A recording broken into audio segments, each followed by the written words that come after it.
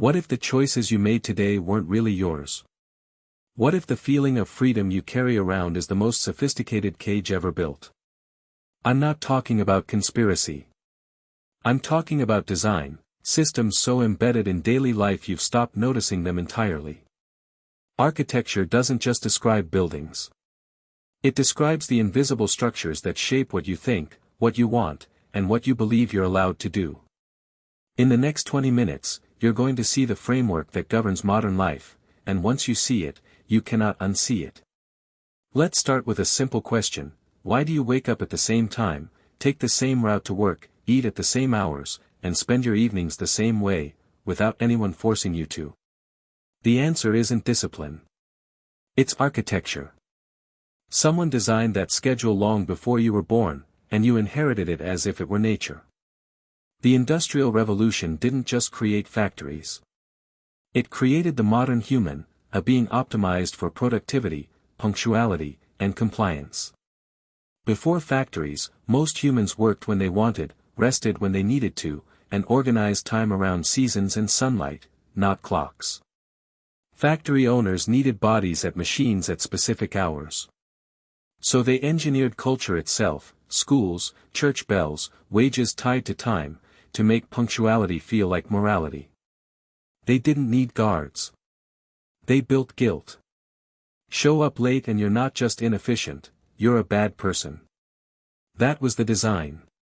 This is what historians call social technology, invisible infrastructure that controls behavior more effectively than any law or wall ever could. Now fast forward to today. The architecture didn't disappear, it evolved.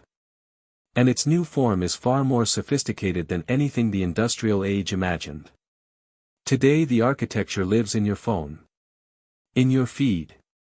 In the apps you open before your eyes fully adjust to the morning light. The average American checks their phone 144 times per day. That's not a habit. That's a behavioral loop, and it was engineered that way by some of the smartest people alive. Former Google design ethicist Tristan Harris called this the race to the bottom of the brainstem, tech companies competing to hijack the most primitive parts of your psychology. Variable reward. The same mechanism that makes slot machines addictive. Pull down on your feed, you might get something amazing. You might get nothing. That uncertainty is the trap. This wasn't an accident. Engineers at major platforms literally borrowed from behavioral psychology labs. B.F. Skinner's work on operant conditioning, designed for rats, now runs inside your pocket. But the phone is only the surface layer. To understand modern obedience, we need to go deeper, into the architecture of choices themselves. In 2008, economists Richard Thaler and Sunstein published a book called Nudge. Their central idea: you don't need to force people. You just need to design their environment. They called it choice architecture. The sequence of options, the defaults, the visual prominence of certain choices, these silently steer millions of decisions every single day.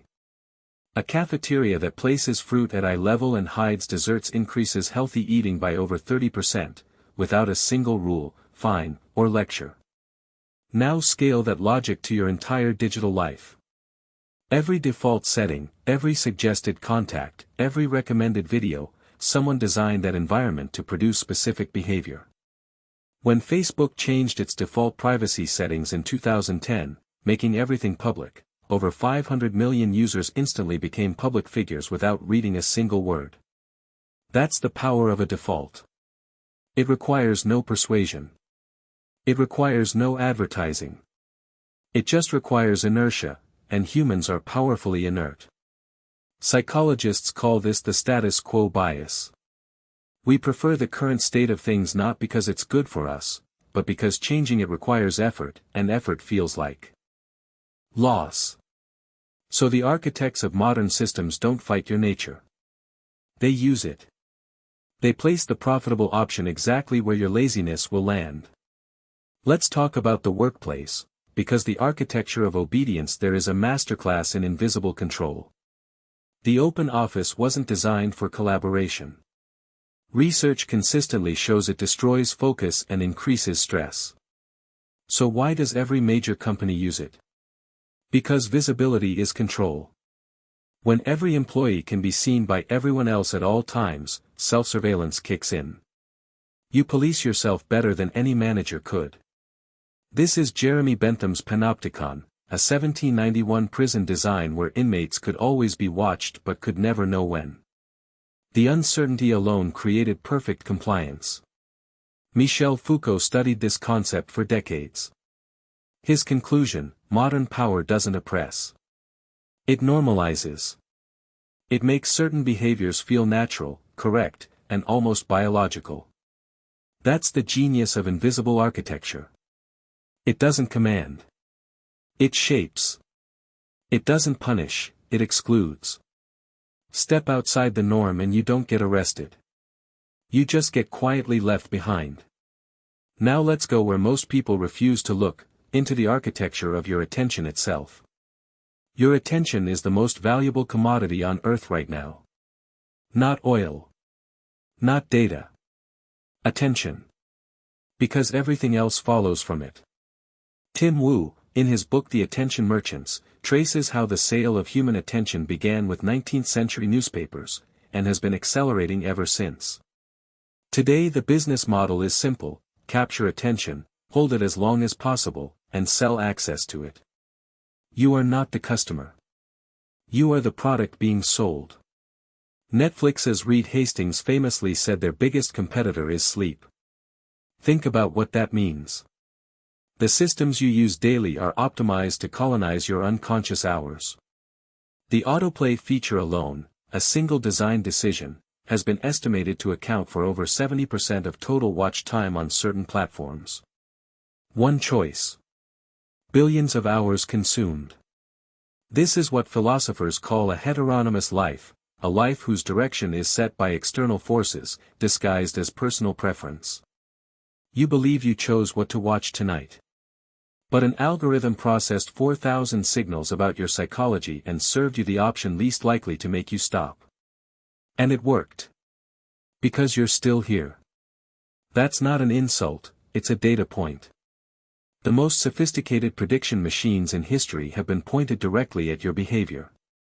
Now let's talk about something that rarely gets discussed in this context: the architecture of social identity. How the system controls not just what you do, but who you believe you are. Social media didn't invent identity performance. But it industrialized it. It gave every person a broadcast channel and a metrics dashboard for measuring their social worth. When you see your follower count rise, your brain releases dopamine. When a post underperforms, there's a measurable cortisol spike. You are now a startup, and your identity is your product. And when your identity is a product, you begin optimizing yourself for engagement rather than meaning. You start to perform life rather than live it. This is the deepest layer of modern obedience, not that you obey someone else's rules, but that you've been designed to enforce them on yourself, invisibly, constantly, willingly.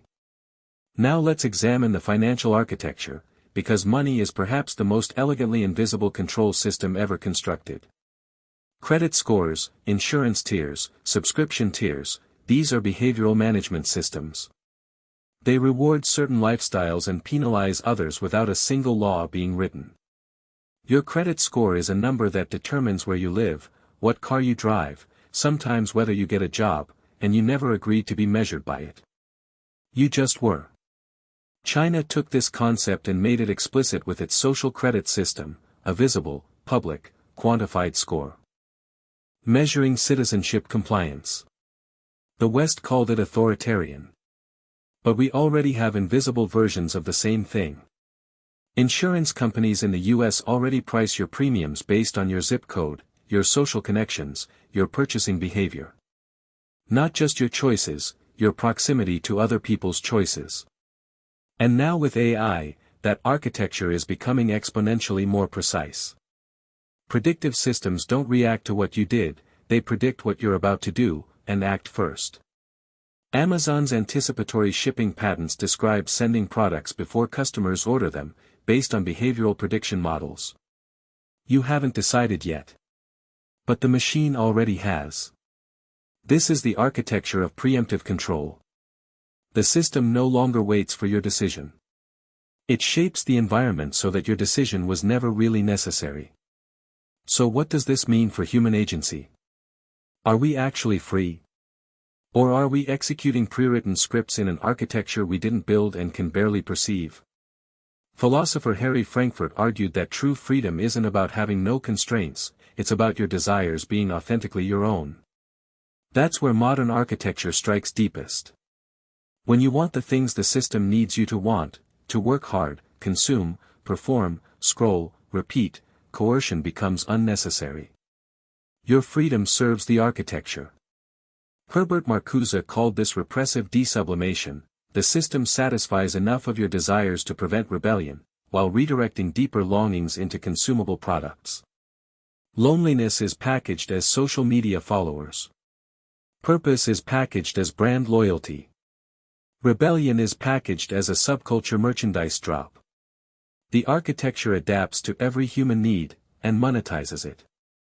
But here is where the conversation becomes genuinely important, because understanding the architecture is the first act of exiting it. Psychologists who study cognitive liberty argue that we can only make genuinely free decisions when we're aware of the contextual forces shaping those decisions. Awareness is the prerequisite for autonomy. Some of the most powerful shifts happen not through dramatic rejection but through micro-resistance. Changing defaults. Choosing friction. Forcing the pause that automation removed. Turning off autoplay. Shopping from a list. Scheduling phone-free time. These aren't wellness trends, they're architectural interventions. You're rebuilding the environment of your own decisions. The philosopher Simone de Beauvoir wrote that freedom is not a state, it's a practice. You don't achieve it once. You rebuild it daily against the forces designed to erode it. The systems we've explored tonight aren't evil in a cartoonish sense. They're the logical product of incentive structures, organizations optimizing for their own survival at the scale of millions. But understanding that doesn't make them neutral. Because intention doesn't determine impact. A cage built with good intentions is still a cage. The question isn't whether architecture will shape your life. It will. The question is whether you will be conscious of it, and whether any of it will be built by you. Every generation believes it's the first to be truly free. Every generation inherits invisible structures that were built before they arrived. The difference now is scale, and speed. The architecture of modern obedience operates at a speed and precision that no previous system of control has ever achieved. And most people living inside it have never once questioned its walls. You have. And that changes something. Not everything. But something. The invisible architecture is real. But so are you. And the most disruptive thing you can do in a system built on unconscious compliance, is simply wake up.